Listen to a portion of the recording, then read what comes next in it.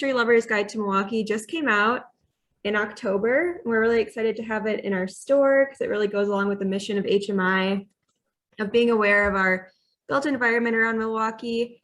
And if you're interested in the 3 original settlements, it's going to cover that, but it's also going to cover more recent histories and all different neighborhoods throughout Milwaukee. And the author, Jim, is with us tonight.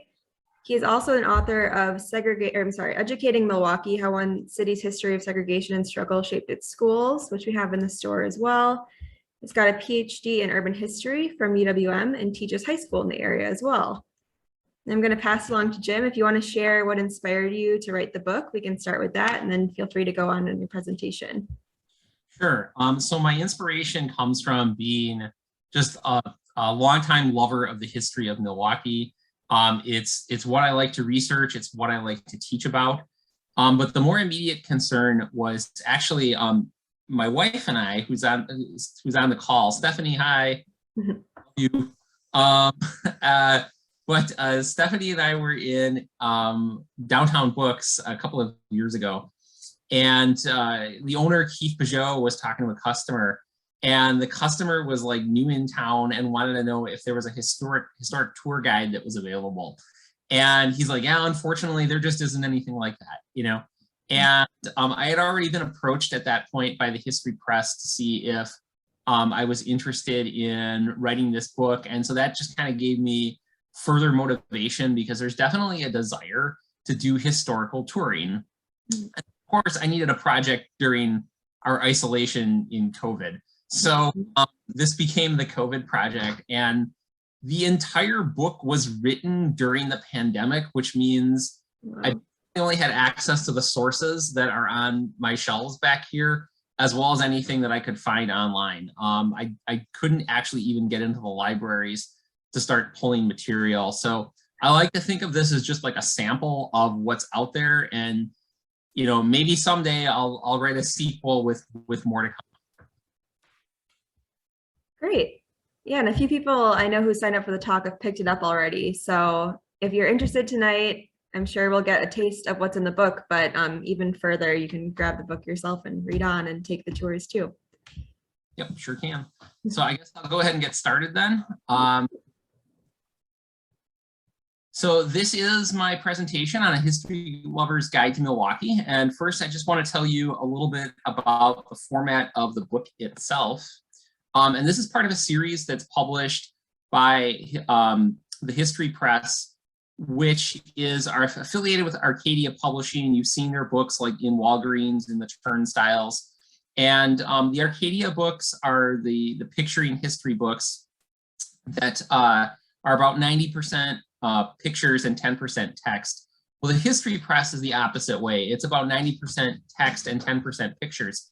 And so they have a lot of these tour guides all over the United States. And so this is the first one for Milwaukee.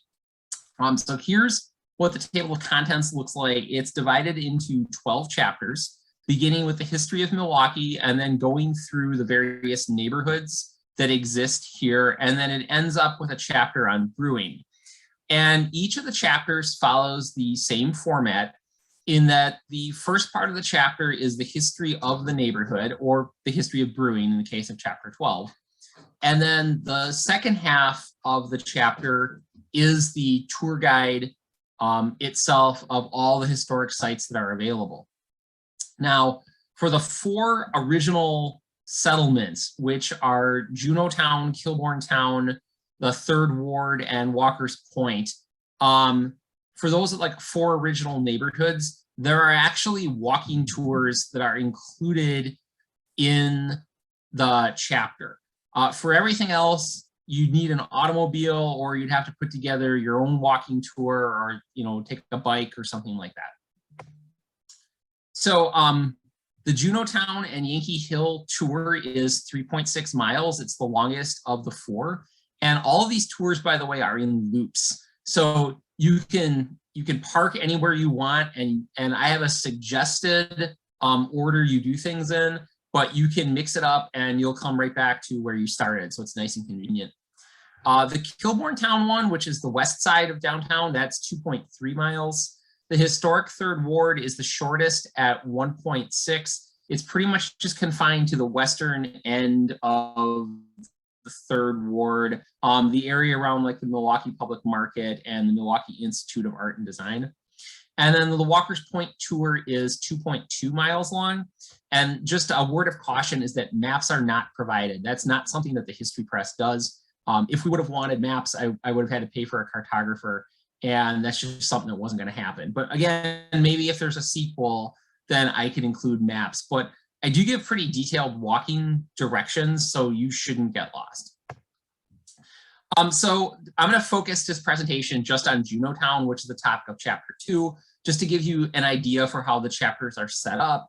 And then you can buy the book and you can read the rest of the chapters and take the rest of the tours yourself. So Juneautown, which is also known nowadays as Easttown, was founded by Solomon Juneau, and this is an image of Juneau.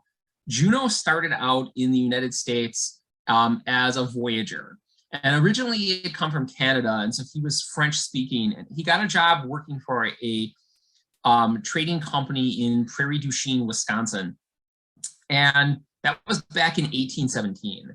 And the work was terribly difficult. So voyagers like Juneau worked all day long. They started out before dawn and they would get done late at night. They would typically paddle 14 hours per day. And each of the canoes was paddled by 8 men carrying 160 to 180 pounds of hides. There was also a lot of portaging where you had to actually lift the canoe up out of the water and carry it across land. The food was bad. The sanitation was terrible. They had nothing to sleep in other than their canoes, which they overturned at night. So it's not hard to see why Juneau wanted to get out of the business. So after about a year, Solomon Juneau moved to Milwaukee and began working for Jacques Vieux. And Jacques Vieux was the first permanent white settler to live in Milwaukee. And he had a small trading post at what is now the Mitchell Park Domes, kind of on like the south end, and the remnants are gone. Like you can't find the cabin, but the cabin was a small living quarters that consisted of just a couple rooms, and it was also where he did business. Vieux had multiple children, and all of the children were Métis. In other words, they were of mixed white and Native American ancestry. And one of his daughters, Josette, actually married Solomon Juneau. And at the time, Juneau was 27 and Josette was either 16 or 17 years old. This was in 1821, and those were normal marital ages at that time. So they had many children, and almost immediately after getting married, they wanted to set up their own trading post and get out of old Jacques Vieux's home. And so they set up a trading post near Milwaukee and Wisconsin, along with Juneau's brother, Pierre. And eventually, by about the 1820s, Milwaukee was really a boom town because of the plentiful supply of furs, and then also because of the Erie Canal, which opened in 1825 and let in just like thousands of settlers. So, it really shouldn't come as a surprise then that by the 1830s already, the Milwaukee area was largely depleted of furs. And so most of the other fur trappers got out, but Solomon Juneau decided to stick around. And the reason he stuck around is because it occurred to him that with all of these people coming into Milwaukee, he could go into the land business. And so he entered into a partnership with a man named Morgan Martin, and they began to sell plots of land on the east side of the river. So that's really how Juneautown got started. An enclave within Juneautown is Yankee Hill. And so Yankee Hill is exactly what it sounds like. It's transplanted New Englanders, also known as Yankees, who chose to live there. And definitely in the 19th century and continuing on today, the Juneautown area and the Yankee Hill area are where like the old money is. You walk around on one of these these tours with my book or on your own, and you can see all of like the beautiful mansions that are still there that are selling for just like millions of dollars when they go on the market. The new neighborhood was Catholic on the eastern end, which is where the French tended to live, and then rather on the western end where the French tended to live. And then over on the eastern end, you would see lots of Congregationalists and Methodists. And so we'll take a look at some of the churches of Juneautown today in this presentation. Juneautown is also significant for a number of other reasons. Some of you may know the story of Joshua Glover, the escaped slave. So if you don't know the story, Joshua Glover came to Milwaukee in, well, actually he escaped from slavery in Missouri in 1852, ended up getting a job in a sawmill in Racine. But then under the Fugitive Slave Act, Glover's had to be handed over by federal marshals to his former master. And so he was arrested and tried, and he was put in Milwaukee because Milwaukee had the only prison available.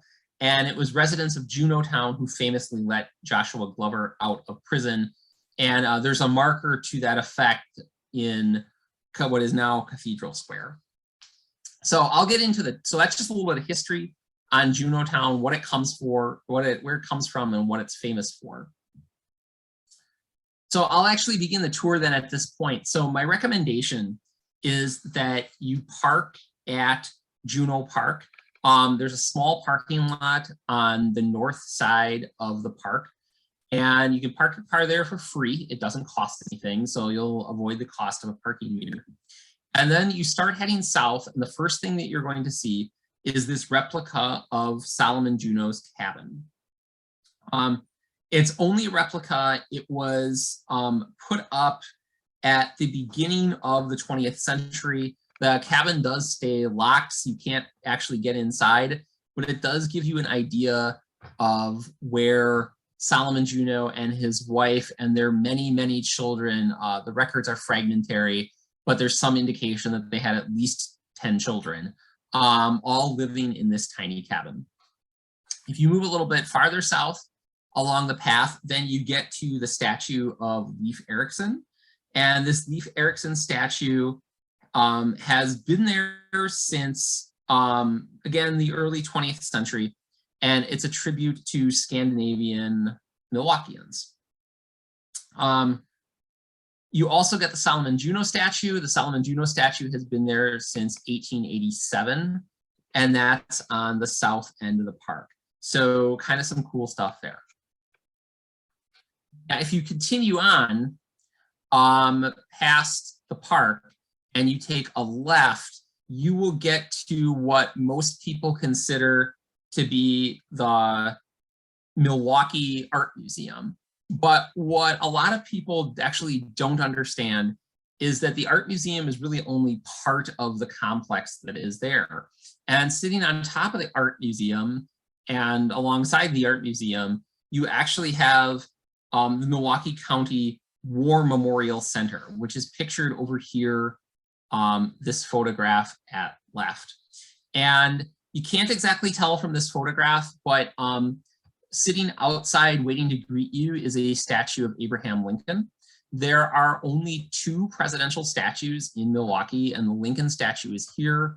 The George Washington statue is outside the Milwaukee Public Library on the median, which is part of the Kilbourntown tour. The War Memorial Center was built by the county between 1855 and 1857. And you can kind of make out from this photograph these 5 panels that are here. And you may have driven past them not even knowing really what they are, but they're very significant for veterans. So the first 3 panels show in Roman numerals the years 1941 and 1945. They stretch out across the 3 panels, which indicate the beginning and the end of World War II, and you'll also notice some scenes from World War II incorporated into the panels. The fourth and fifth panels spell out, again in Roman numerals, 1950 and 1953, and offer scenes from the Korean War. So again, the War Memorial was built sort of in the aftermath of the Korean War, and World War II and the Korean War loom very large in the War Memorial. If you go inside, it really is itself a museum. It's a really cool historical museum that most people don't realize that is there, with monuments to every war in which Milwaukeeans have in one way or another participated, including the American Revolution. Like America, or Milwaukee rather, was not around during the American Revolution. It wasn't yet populated by white settlers. However, there are Revolutionary War veterans who did come here later, you know, in life, and they made their living here as farmers and later died here.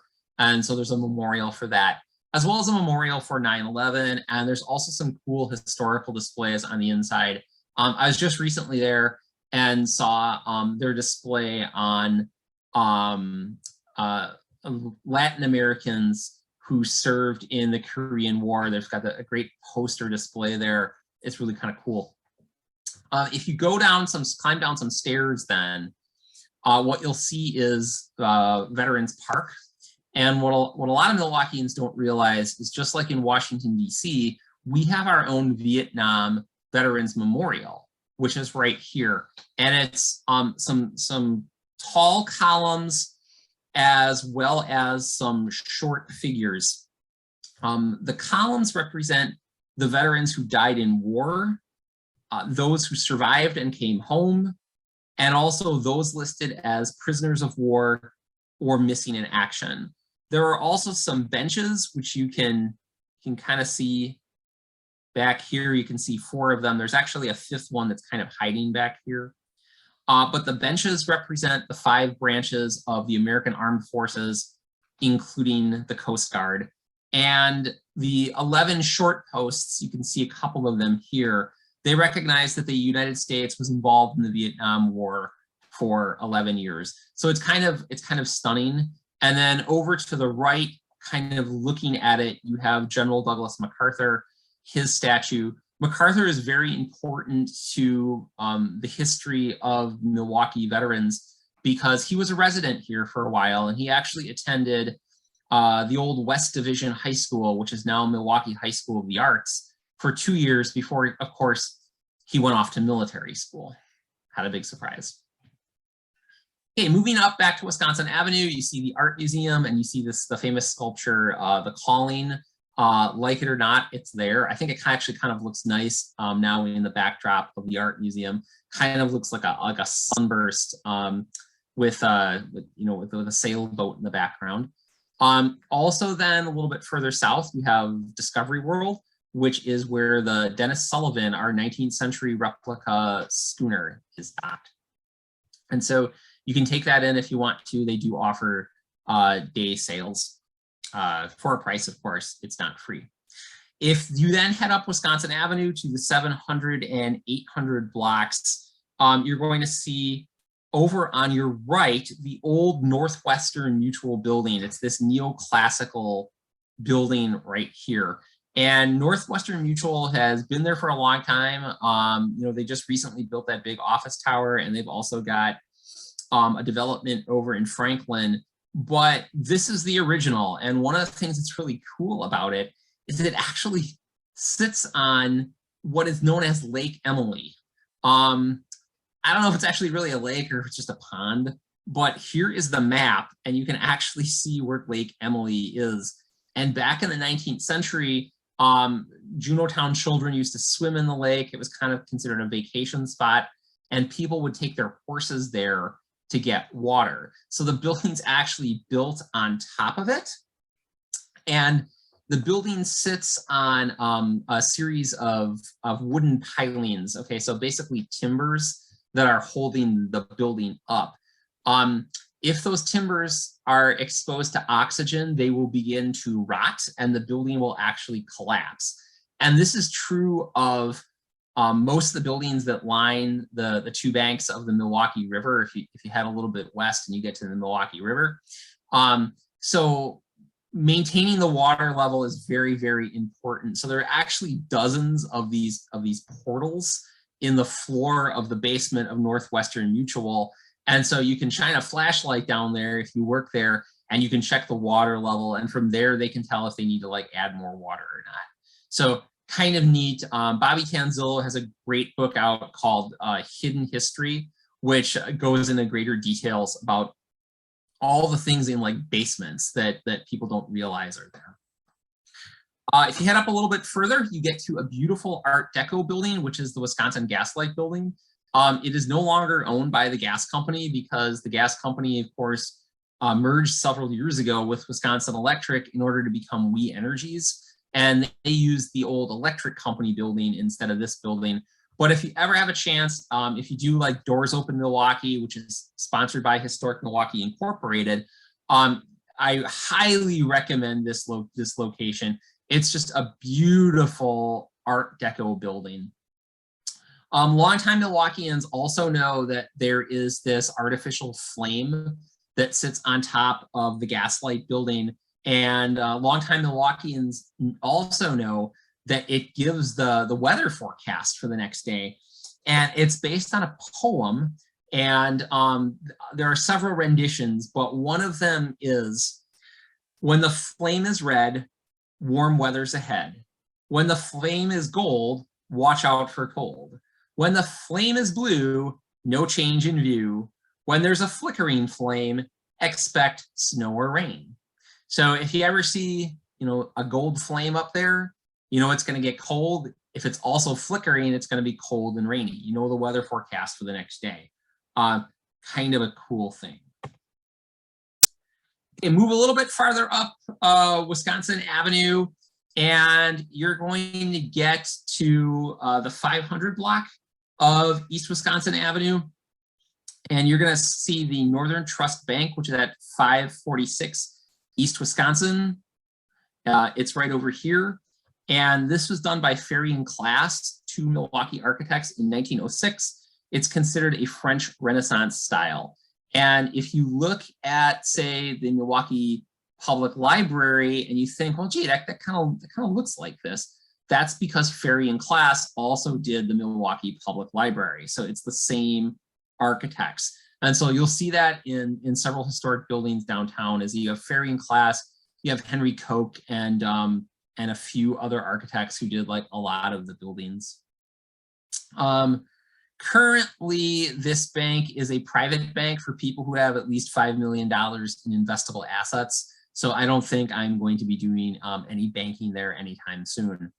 The red building that you see is the Milwaukee Club. That's an important business and social club. It's operated there since 1882. And then finally, this other gorgeous building is the Milwaukee Federal Courthouse. And it was also the original location of the post office. It's considered a Romanesque revival style, and it has been there since 1899, although there was an addition that was put on the south in 1932. Another beautiful building that's on Doors Open Milwaukee, so you might want to check it out. It features some beautiful marble mosaics with oak paneling and some very decorative plaster ceilings. It's a gorgeous building. And this is where federal trials for the entire Eastern District of Wisconsin happen when someone's broken a federal law. It's also where the immigrants get sworn in when they take the oath of citizenship, which is a neat thing to see, and it's open to the public. You might want to check it out sometime. Right about in this spot, you also get some luxury hotels. So here we have the Pfister, which is considered by many to be the most luxurious hotel in Milwaukee. It was started by Guido Pfister and his son, Charles Pfister. They're the ones who started it. It's a Henry Koch building. So you get to see some Koch architecture, and it's also in a Romanesque revival style. So it's kind of similar to the Milwaukee Courthouse. The Pfister has a couple of great restaurants. So if you're looking to go downtown and get a good meal, there's a great restaurant on the first floor of the Pfister. And then there's also the Cocktail Lounge Blue, which features live jazz concerts and one of the best views of Milwaukee.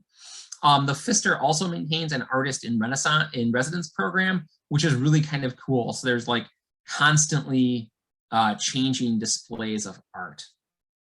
So the cocktail lounge and the restaurant, which is the Mason Street Grill, are both open to the public, and you're more than welcome to walk through the lobby in order to get to the restaurant, as long as you just don't hang out too long. You also have the downtown Marriott. I won't say too much about that, although it was kind of controversial a few years ago. There were several interconnected buildings that were here that were really falling apart. And so the Marriott purchased the property, and originally they were just going to tear all the buildings down. But then they worked something out with the city where this Second Empire facade was actually left up. And so it's a rare example of Second Empire architecture in downtown Milwaukee. So check it out. It's all entirely new inside. Like they literally just left up like the exterior wall, but it's there. If you head up then from Wisconsin Avenue up Broadway to Michigan, you're going to get to the Loyalty Building. The Loyalty Building was the headquarters in 1886 of Northwestern Mutual before they moved into the other building on top of Lake Emily. It is currently the Hilton Garden Inn. And if you get a chance, if you can ever get a behind the scenes tour, first of all, they'll let you in the safes, which is just awesome for when it was an insurance company. There are several like floor to ceiling walk-in safes in the building. But up here on top is the penthouse, which is where the family that used to do all the cleaning, the maintenance man and his wife, that's where they lived with their children. So it's kind of cool to see the old living quarters. Like it's long since been gutted, but you can kind of tell where like the pipes would go. Across the street then, you get the beautiful Grain Exchange. And the Grain Exchange was where the Chamber of Commerce used to meet to literally set the price of wheat, which was Wisconsin's major export crop in the late 19th century. And so the idea is you're essentially, if you're going to invest in wheat, if you're going to buy wheat here at the Grain Exchange, you're hoping that by the time the train or the boat makes it out east with all of this Wisconsin grain, that the price will have increased and you'll be able to sell that grain and make a fortune. Sometimes, I mean, there are big winners and there are also big losers, you know, and if you lost all your money, you probably saved up for several more months and you went right back there. Presently, it's a beautiful location for weddings. The Chamber of Commerce sign, by the way, is still above the entrance, and so you can check that out. And the bear and the bull representing the stock market are actually inside the complex, and so it's kind of cool. The Mitchell Building is next door. The Mitchell Building is also in a Second Empire style, so kind of cool to see some of that downstairs. It's granite and limestone, and this is the former home of the United States Signal Service. That was on the top floor. So the Signal Service, very important for directing like air traffic at the beginning of the 20th century. Let's see, what else do we have?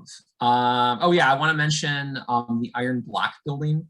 So the Iron Block Building was for a few years the tallest building in Milwaukee. And if you go about halfway between the Iron Block Building and the Mitchell Building, you'll actually come to the site of Milwaukee Smith. And Milwaukee Smith was the first child of European descent to be born in Milwaukee. And she was born on October 10th, 1835. And obviously she's named after the city. Her father was Uriel B. Smith. And those of you who live in Bayview, you may know that he was the first tailor actually in the Milwaukee area. So the Iron Block Building opened in 1860. This addition back here opened in 1899. And just as the name implies, the building is clad in iron. And so you can actually, I've taken students to this, you can actually like bang on the side and you can tell that it's actually made out of metal. It's not made out of like plaster or stone or anything like that. The architect designed it to look like a Roman temple.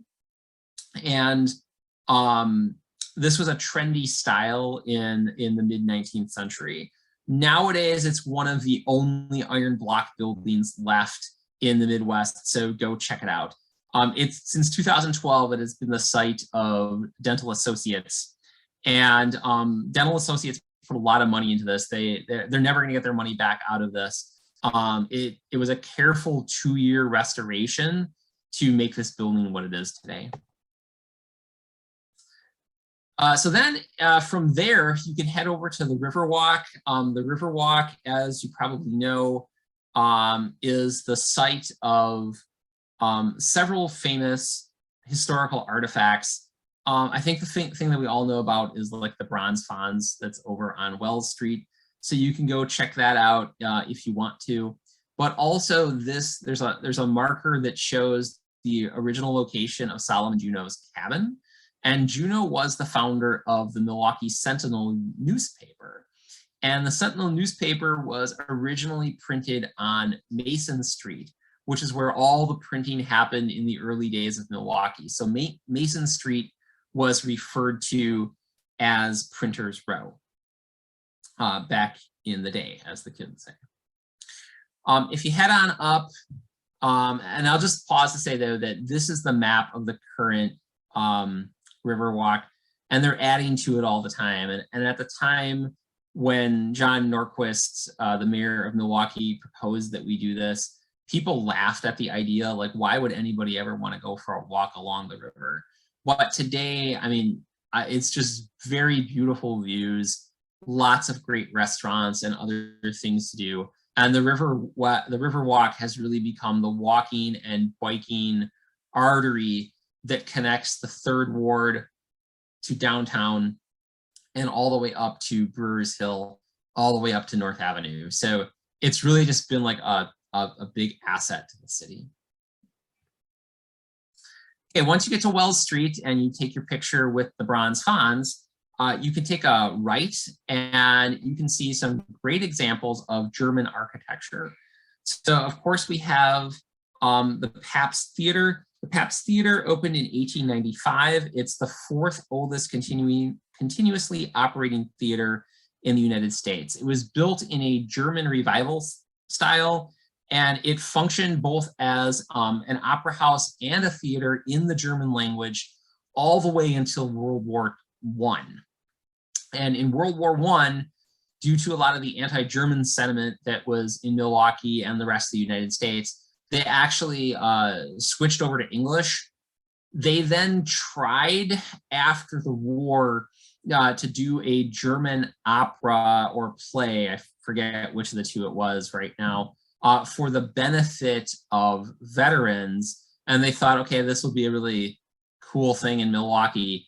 The anti-German sentiment was still so strong that people actually tried, I don't know how hard they tried, but they made some attempts to actually like level the theater with a cannon. They wheeled out a cannon and said that if that production was going to go on in German, that was going to be the last production at the Pabst Theater.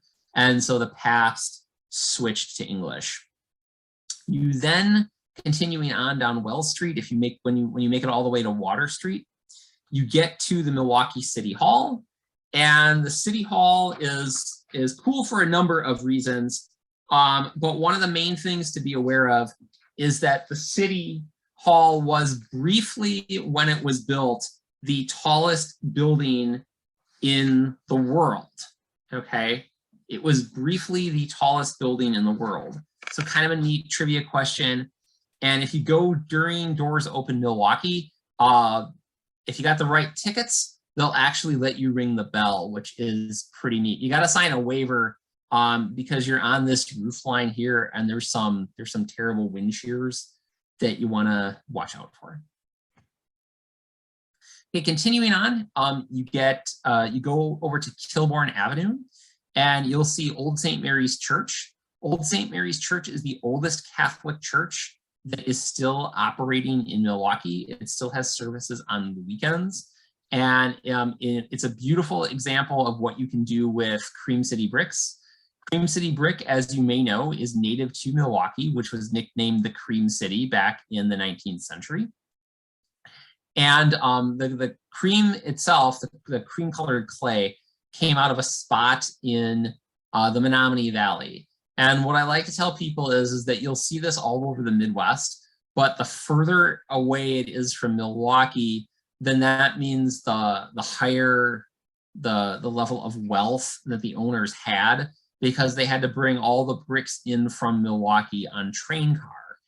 And that wasn't something that was easy or cheap to do. So Milwaukee's lucky because we have all these beautiful Cream City bricks. Although, as you can see, this one is actually coated with coke smoke. So from the old coke or coal-fired furnaces that operated the factories and provided the heat in Milwaukee homes in the 19th and early 20th centuries.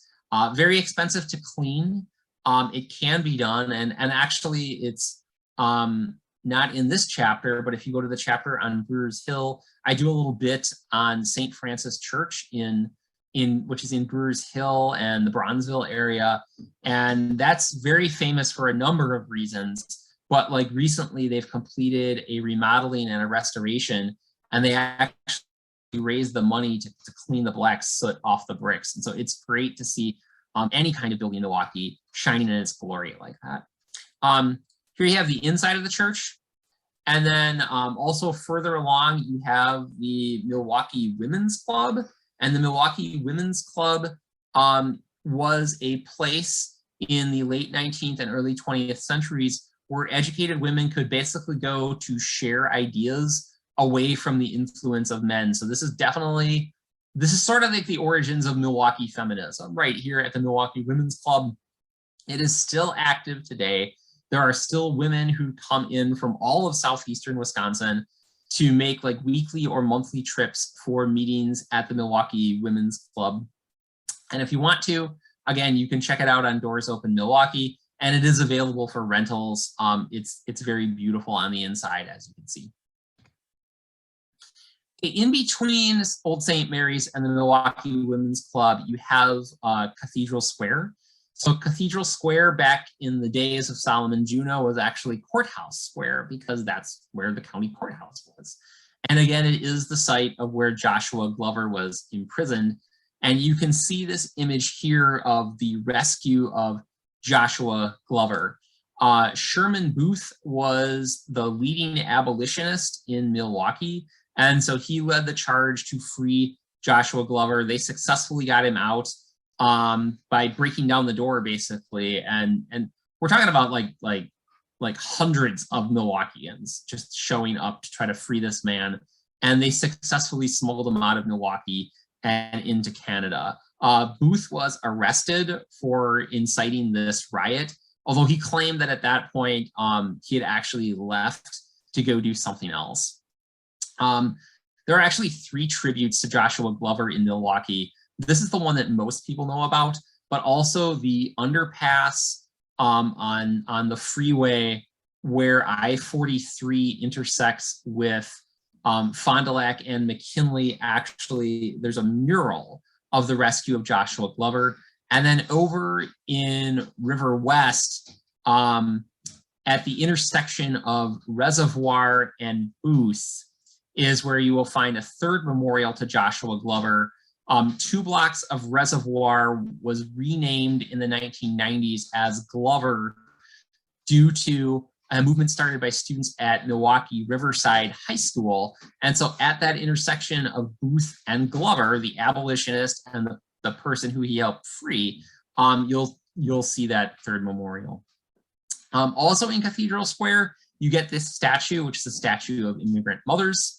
And then, of course, the big thing is St. John's Cathedral itself, which you can't actually really see here. Sorry about that.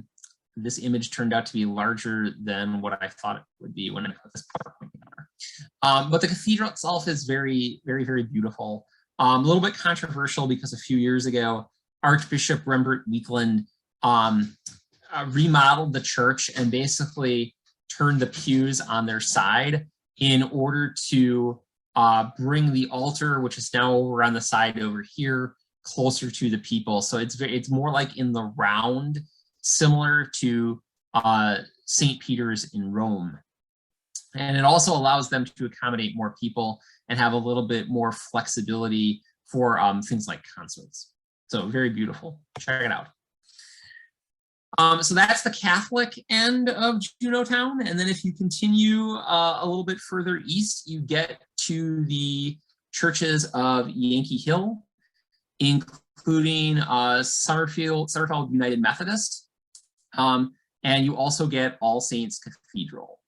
And due to running a little bit short on time, I'll just leave it at that. But here you can see the inside and the outside of a couple of the beautiful churches that are there, as well as a little bit further along, you have All Saints Cathedral listed, as well as Summerfield and Emmanuel United Presbyterian Church. This is Emmanuel United Presbyterian, also a very gorgeous church on the outside, and they're just a couple blocks from each other. So this is something that you can definitely do. Living on Juneau Avenue, there's a couple of great hotels. So we have the Astor over here, and then we also have the Knickerbocker over here. And you can see the interiors of each. The Astor and the Knickerbocker are two of the last of the hotels in Milwaukee that actually have permanent residents. There's a few others. There's the the name escapes me right now. There's the Ambassador. There you go. The Ambassador on Wisconsin Avenue has some permanent residents.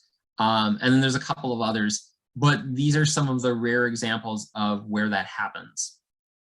The Knickerbocker has a really good restaurant inside. It's called the Nick. It does serve an excellent Sunday brunch. This is the interior here. You can see it's a lot of gorgeous polished marble. And to all my family who are online today, the brunch at the Nick does include optional Polish sausage. Like that's one of the meats that you can choose from. And whenever I go there with my wife, I always think to myself, well, should I get the bacon? You know, should I get the pork sausage? And then she just kind of says, well, you already know what you're going to get. You're going to get the Polish sausage. And so that's what I end up doing. And it's delicious. Continuing on then, you get this house, which is now it's no longer a house. Okay. The people who live there, when they passed away, they left it to one of the local churches to establish as a home for the elderly, as a retirement home. It then became a law office, and more recently, it is the library and archives for the Milwaukee Art Museum. It's close to the public, but again, you can probably get in there on Doors Open Milwaukee. Lastly, you end up at Burns Commons, and it is Burns Commons has a statue there for the famous poet by the same name. But what's really cool is that this is the location of the Jason Downer Spite House. And so Downer lived in a house over here, and he loved his beautiful view of the fountain that was in Burns Commons. This is like in the late 19th century. And he loved it so much. And then this guy, this neighbor, built a house right here blocking Judge Downer's view of the fountain. And Judge Downer was so irritated by this that he decided, you know what? This is all pre-zoning, so you can pretty much do whatever you want. I'm gonna build this house right here. And as you can see, there is no space in between. So this is referred to as the Jason Downer Spite House because he built it out of spite just because he wanted to block his neighbor's view of the fountain after his neighbor blocked his own view of the fountain. Construction took a couple years to complete. It's a very gorgeous house. And Downer actually only lived there for a couple of months before he died. So it's kind of a tragic ending, but nonetheless, it's there. And so after you've reached Burns Commons, the last thing to do would be just go ahead, walk across the street and get back in your car and drive away to another historic Milwaukee neighborhood because you just completed the loop. Other things you might want to check out, chapter 3 tells the story of the Bridge War. It also tells the story of the attempted assassination of Teddy Roosevelt. Chapter 4 has the story of the Third Ward fire, which is very important for Irish Milwaukeeans. Chapter 4 also details the origins of Milwaukee-style pizza at the CATHEDRAL Club, which burned down in a fire in the late 1970s, but it survives at 2 locations in Milwaukee today. The original thin crust Milwaukee pizza. I'm not going to tell you the whole story. It's a really cool story, but I mean, I got to make you buy the book in order to get to the story. Chapter 5 is about Walker's Point, which bills itself as Milwaukee's first neighborhood. It is certainly the oldest collection of historic buildings in Milwaukee. It has more historic buildings than any other neighborhood, more than Juneautown, more than Kilbourntown. It is the chapter that is the longest in the book and the one that took me the longest to write. In chapter 6, you'll find the story of the Bayview Massacre back in 1886, sometimes referred to as the Bayview Tragedy. Chapter 7 will detail the origins of Milwaukee's Black community, as well as the civil disturbance of 1967, which is sometimes referred to as the Milwaukee Riot, although historians prefer to refer to it as a civil disturbance because riot is a very negative connotation, and also it didn't quite reach riot scale. Chapter 8 is great for fans of lighthouses or any stories that you want about the east side of Milwaukee. Chapter 9 will tell you stories about Sherman Park and Old North Milwaukee. So Bayview and Old North Milwaukee were actually independent villages that were eventually annexed by the city of Milwaukee. And in both of those neighborhoods, you can see remnants of the old community, including in Old North Milwaukee, the town hall actually survives. It's no longer used as a public building, but it's still there and it is occupied and tours are sometimes available.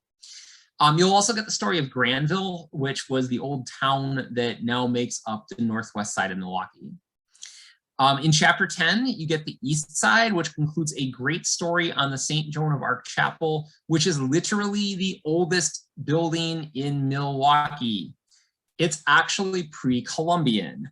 And so you may wonder, how does like a building that old end up in Milwaukee when there are no Europeans to build it? And so the answer is that it came here in the 20th century, brick by brick, as a gift to Marquette University, but it actually is a real French, sort of late medieval, very early Renaissance chapel, actually from France. And there's a really cool story about aberrations that have appeared on that site in France. And some things that just can't at this point be scientifically explained. They give a great tour. Check it out and read about it in the book. Chapter 11 will tell you all about the towns of Lake and Greenfield and what happened to them. And chapter 12 is literally every microbrewery in Milwaukee. I did a lot of research on this one. Now, I'm sure that like in a year, something else is going to pop up, but for now in 2021, it is literally every microbrewery in Milwaukee. So go out, have a nice time, enjoy a cold glass of suds or a cider or whatever you prefer as you sit and you read this book. So that's all I have. And thank you very, very much for attending. Let's see, McKenna, do we want to go to the questions? Yeah, we'll go to the questions. And thanks again for presenting as well. That was really thorough, but also almost like a rapid fire, like of so many things that have happened. And I learned so many new things. So it's really I did the best I could to time things out in 45 minutes and actually give you guys a somewhat complete tour. I actually left some things off just because of time. So the question is, how did the Juneaus come to own the land east of the river? So what the Juneaus did is they saved up their small fortune from the fur trade, And I want to say, by the way, Josette was heavily involved in the business because she spoke multiple native languages. So it's very important to recognize that it's really both of the Juneaus, even though everything was in Solomon's name. But they bought the land from the U.S. government, and then they turned around and started selling those plots once other immigrants arrived. And so the U.S. government owned title to land due to treaty with Native Americans that the U.S. government frequently broke those treaties, but nonetheless, they had the title to it. Maureen asks, do they light up the flame? Yep, they light up the flame every single night. Okay, it's still there. I'm not actually sure who owns it at this time, but they still light up the flame. Yeah, I believe it's leased out to different tenants. Yes. Yeah. I don't know who the actual owner is, though, if it's We Energies or not. I think it's still We Energies, which I know that they have their own office on Michigan as well, but which isn't too far from that one. Yeah, which is actually on the Kilbourn tour. And that's really cool because We Energy is the location of where the old electric light rail system used to be. And so you can still see the doors, the huge doors on either side of the building, like they're sealed, but you can go there. And if you walk in, I mean, you're there where like the tracks were, because the tracks used to literally run in and out of the building. They go in one door and out the other side. And the electric company owned that system, and they still own the building today.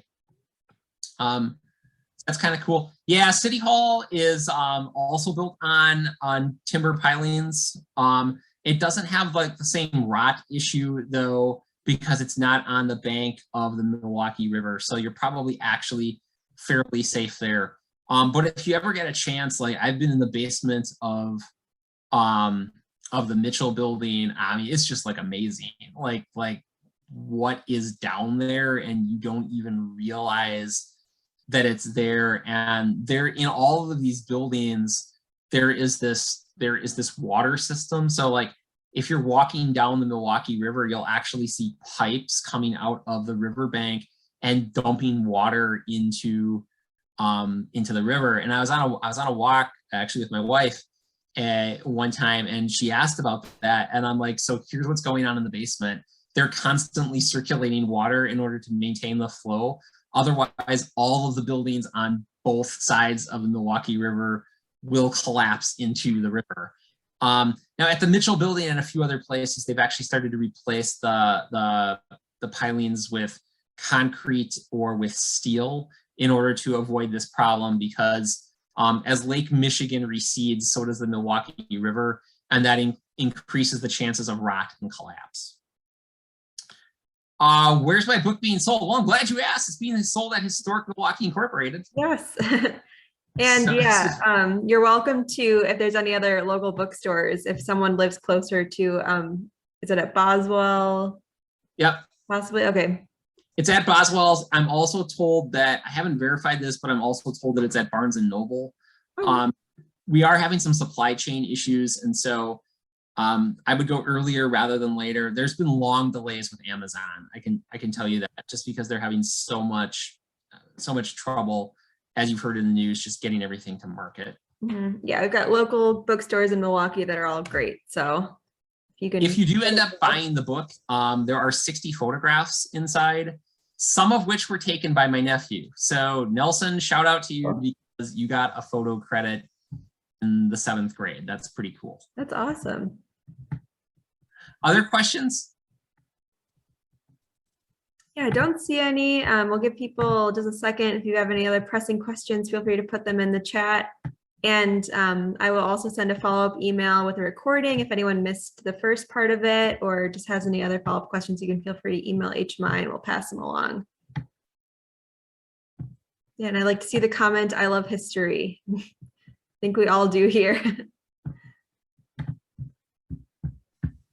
Anything else from anyone? That's okay.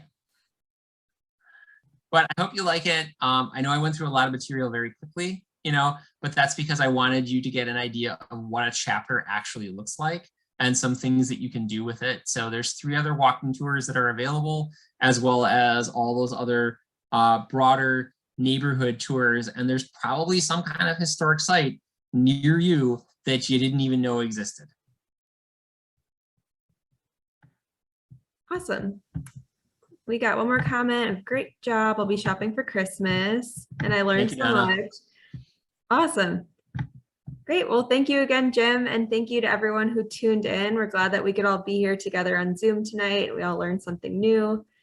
And yeah, we'll leave it at that. Feel free. If you do have questions, you can email HMI and we will forward them over to Jim. Okay. Thanks. Thanks a lot. Have a good Bye. night. You too.